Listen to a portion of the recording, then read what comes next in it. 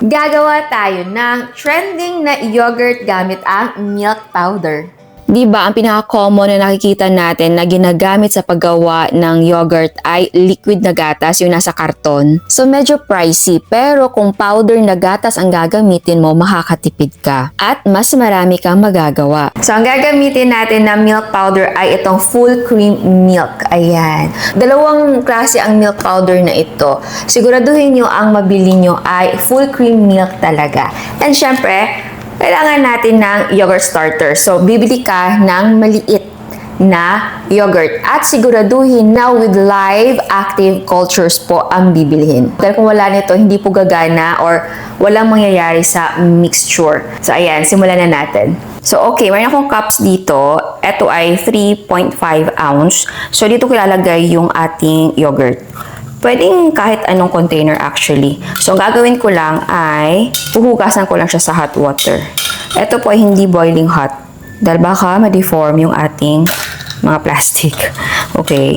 Pero kung lalagyan nyo ay yung maliliit na jar na glass, pwede yung pakuluan. Yan. Okay. Patuin na natin yan. Okay, so maglagay tayo ng water sa ating pot. Next ay ilagay natin yung ating milk powder. Tunawin na muna natin to.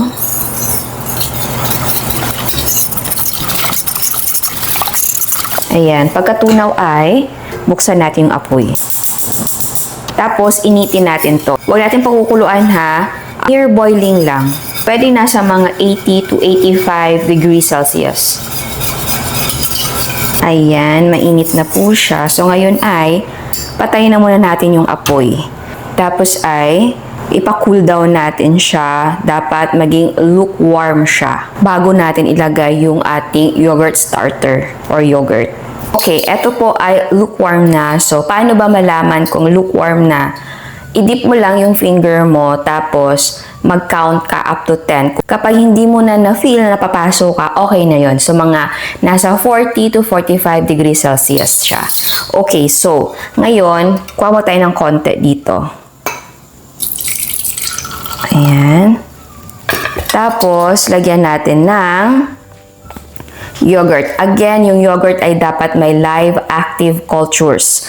Dahil kung wala, hindi po gagana. So, maglagay tayo dito ng mga 2 tablespoon. 1, 2. And then, i-mix natin yan na mabuti. Yan. Tapos, i-break natin siya dito. Tapos, i-mix natin yan. Kita mo yung bubbles na yan, tanggalin lang natin yan. Okay, so ilagay natin ito sa ating mga container or cups.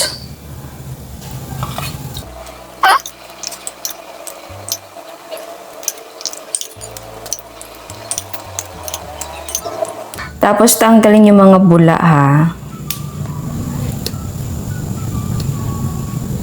Tapos ay takpan natin yan.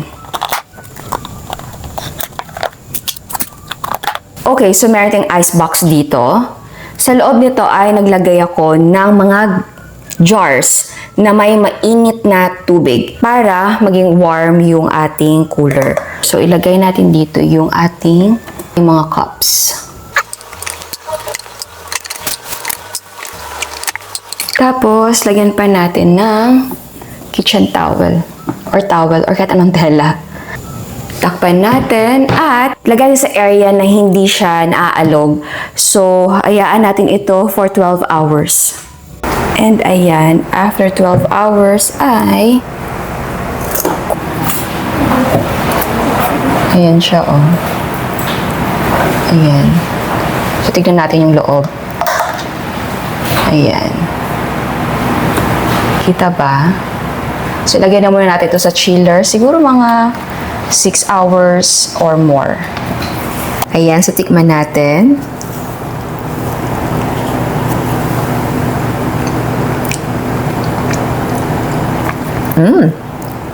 Smooth, velvety. Silky siya.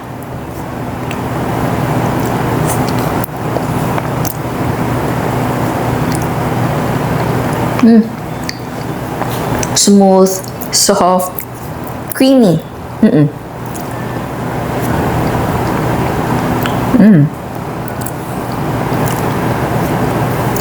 Yung lasa niya, hindi siya masyadong maasim. Which is, gusto ko. Dahil ayaw ko na masyadong maasim na yogurt. Pero, habang tumatagal po yung yogurt ay umaasim po siya. So, mas maganda din na i-consume mo siya before 7 days. And again, pwede nyo po siyang inegosyo. O, pwedeng ganito kaliit, diba? Pwedeng malalaki. Ito kasi, pwedeng pang isang tao. Diba? Kung may shop ka, pwede mo to i-display. Diba? Or maging supplier ka. And again, pwede mo lagyan ng toppings na mga fruit jam. Kung gusto nila ng fruit jam. Kasi yung iba talaga gusto ng may prutas. Pero yes, kung gusto nyo na fresh fruits, pwede. Ilagay nyo lang yung fresh fruits or jam kapag may order. Huwag mo munang ilagay agad-agad dahil nagpo-produce kasi yung mga prutas ng liquid. And may nakita ako, gumawa siya ng yogurt na may ube. So, ang ginamit lang niya na ube flavor ay liquid. Yung pang flavor lang. So, pwede talaga. Gusto ko din gumawa ng iba't ibang flavor ng yogurt. Alam niyo naman, marami ng health conscious ngayon. So, pwede mo talaga itong gawin at gawing negosyo or kahit sa bahay na lang, stock. And, nga pala, sa next na gawa mo ng yogurt, huwag ka nang bumili ng yogurt starter mo or separate na yogurt yung ginamit natin dahil ito po ay pwede mo nang gawing yogurt starter.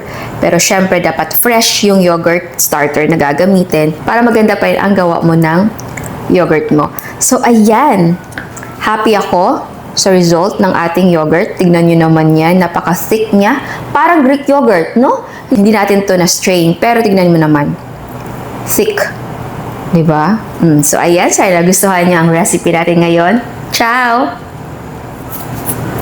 At sa mga hindi pa nakasubscribe, please subscribe sa ating YouTube channel and please click the notification bell and please click all para ma-notify kayo sa lahat ng uploads. And please don't forget to like our Facebook page and follow us on Instagram. Thank you!